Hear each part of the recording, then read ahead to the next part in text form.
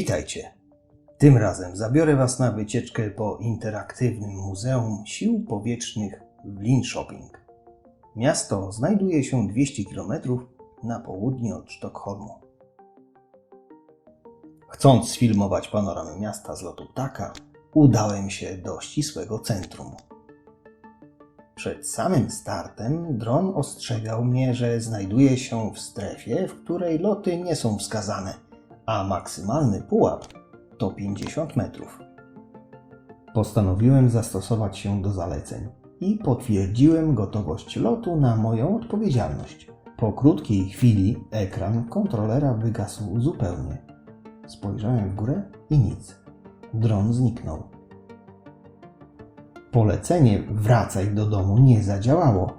Przez 3 minuty nerwowo spoglądałem raz na dachy budynków, raz na ekran telefonu. Kiedy włączył się zapis z kamery drona, a chwilę później pokazał się dron, wiedziałem już, że miał bliskie spotkanie z metalowym elementem dachu, który mocno nim wstrząsnął, co zaraz zobaczycie w filmie.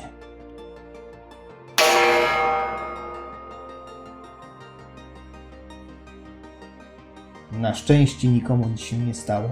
Dron cały, bez większych uszkodzeń, powędrował do bagażnika.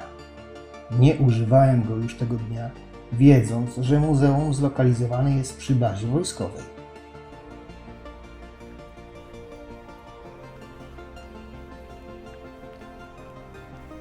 Zanim wejdziemy do środka, zobaczymy, co stoi przed budynkiem. Zapowiada się ciekawie. To coś białego o kształcie spotka zobaczymy później, a teraz ten większy eksponat. To chyba DC-3, ale nie jestem pewny. Napiszcie w komentarzu, co to za samolot.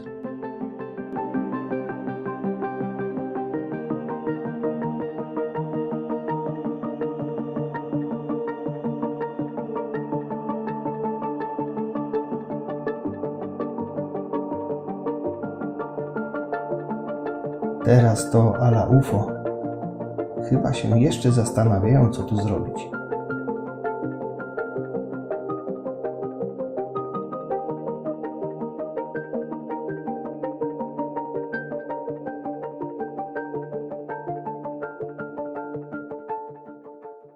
No dobrze, czas wejść do środka muzeum.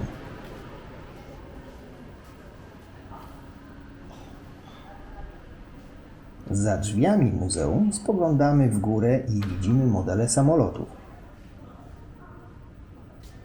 Na wielkich ekranach wyświetlane są filmy promujące muzeum oraz szwedzki myśliwiec wielozadaniowy JAS Gripen 39. W recepcji dowiadujemy się o rodzajach ekspozycji i kierunkach zwiedzania. Miłą niespodzianką jest wstęp wolny. Wystawy tematyczne umiejscowione są na 3 poziomach.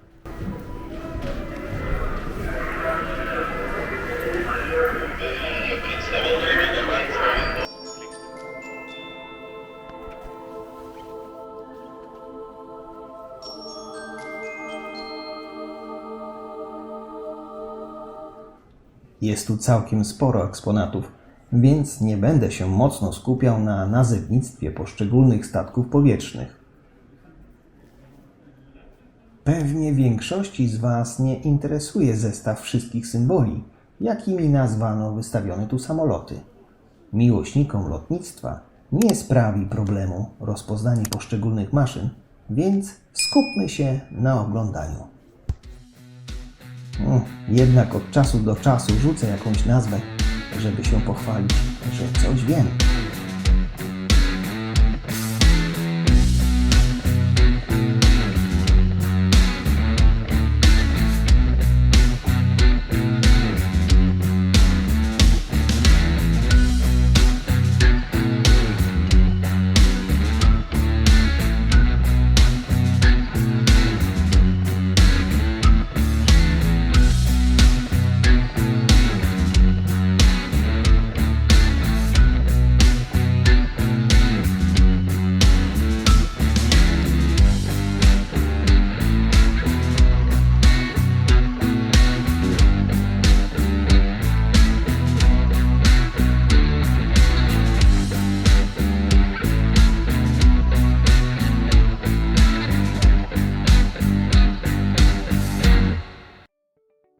Różnorodność wystawy jest tu wielkim atutem. Zmiany na przestrzeni lat w tematach takich jak aerodynamika, systemy ratownicze, komunikacja czy radar ilustrują postęp techniczny oraz to, jak bardzo przydały się w lotnictwie. Ja, 46 har kontakt med en sovjetisk typ 16. Uppfattat. Kan du läsa anropssignalen? Ja, jag kan prova att gå lite närmare.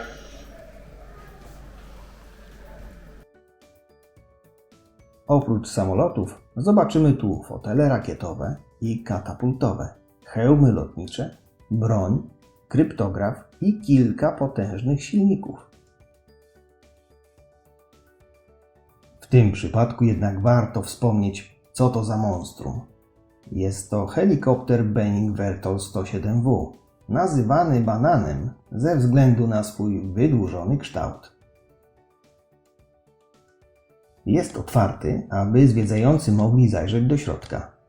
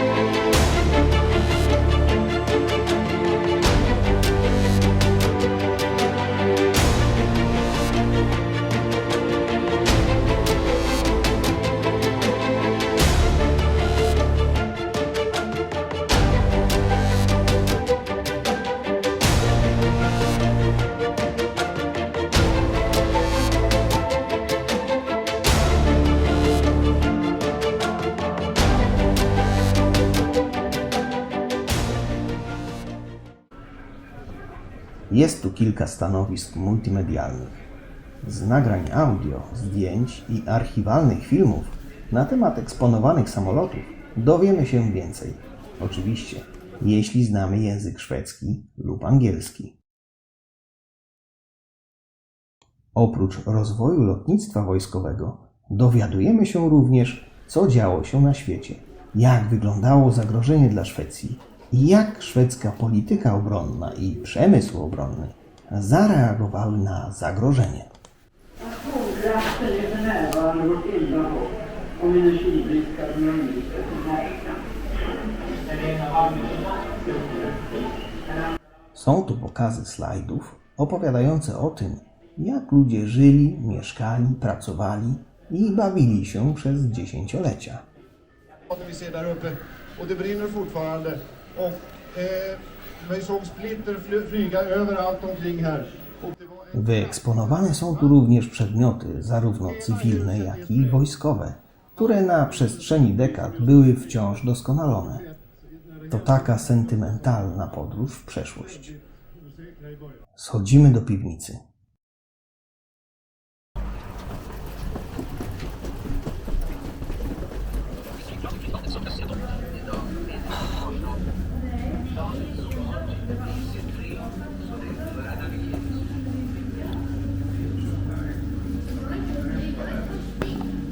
Tutaj spoczywa wrak DC-3, który zniknął bez śladu 13 czerwca 1952 roku. Tego dnia z lotniska Bromma wystartował z tajną misją samolot zwiadowczy z 8 osobami na pokładzie. Na wysokości Fore samolot został zestrzelony przez radzieckie myśliwce i pomimo intensywnych poszukiwań znaleziono jedynie szalupę ratunkową. Losy 8 członków załogi przez długi czas były wielką zagadką. 3 dni po incydencie 2 latające łodzie Catalina poszukiwały DC-3 na północ od Estonii. Jeden z samolotów został zestrzelony przez sowieckie myśliwce, a jego 5-osobową załogę uratowali marynarze z zachodnio-niemieckiego frachtowca. Po 50 latach ukrywania prawdy przez stronę szwedzką i sowiecką, 8 rodzin otrzymało kilka odpowiedzi na pytanie, co stało się z ich małżonkami i ojcami.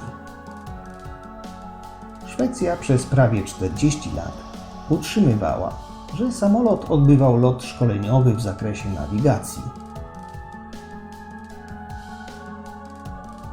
Dopiero po naciskach rodzin członków załogi władze szwedzkie potwierdziły, że DC-3 był wyposażony w sprzęt brytyjski i prowadził obserwacje dla NATO.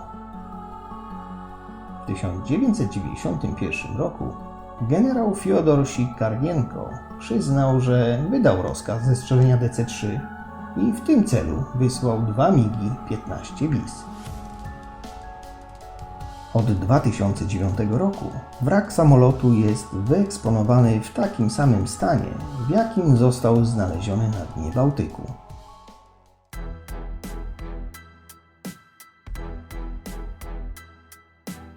W dużej sali wystawowej znajduje się imponująca kolekcja samolotów. Są tu m.in. pierwsze samoloty szwedzkiej armii M1 Newport, myśliwiec J-26 Mustang i bombowiec B-17 oraz pierwsza własna konstrukcja Saba. Wśród samolotów można zobaczyć kilka unikatowych na skalę światową. Na przykład jedyny na świecie samolot typu Junkers Ju-86. Wiele z tych maszyn odegrało ważną rolę dla szwedzkiego lotnictwa wojskowego, którego powstanie datuje się na 1926 rok.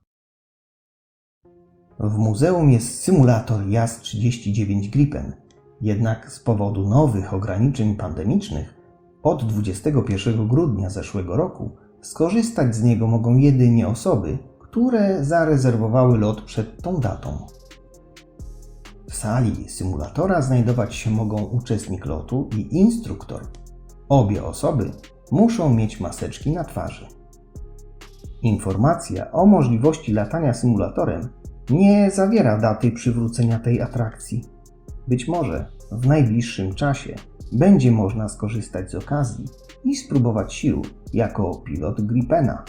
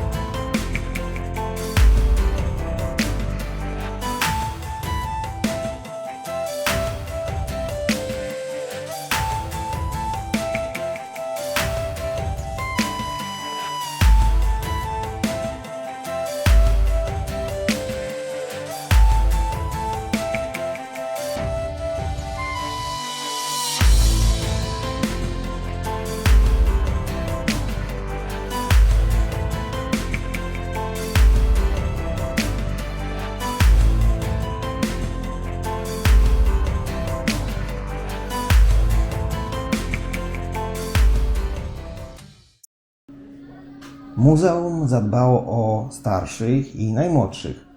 Interaktywne zabawy, odkrywanie zasad aerodynamiki, zasad działania katapulty i wiele innych atrakcji sprawiają, że lgną tu całe rodziny.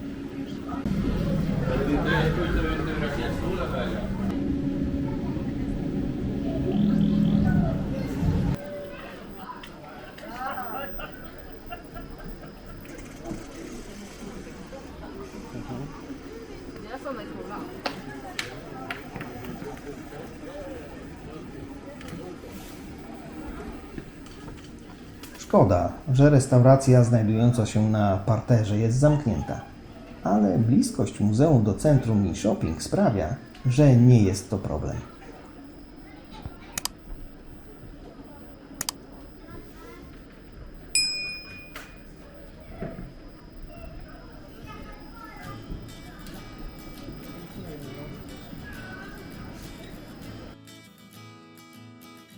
Na koniec odwiedzamy sklep muzealny, którego towary związane są tematycznie z tym miejscem. Spędziliśmy tu ponad 2 godziny i tak jak w przypadku Arsenalem, o którym było w poprzednim filmie, w 100% polecam to miejsce. Muzeum oferuje o wiele więcej niż zdołałem przekazać w tym wideo. Cała kolekcja muzeum to ponad 100 000 eksponatów, począwszy od publikacji przez tajne zdjęcia do samych statków powietrznych. Część zbiorów wędruje po Szwecji, lecz większość z nich przechowywana jest w archiwum. Jeśli chcesz dowiedzieć się więcej o Szwecji, zapraszam na inne filmy na moim kanale.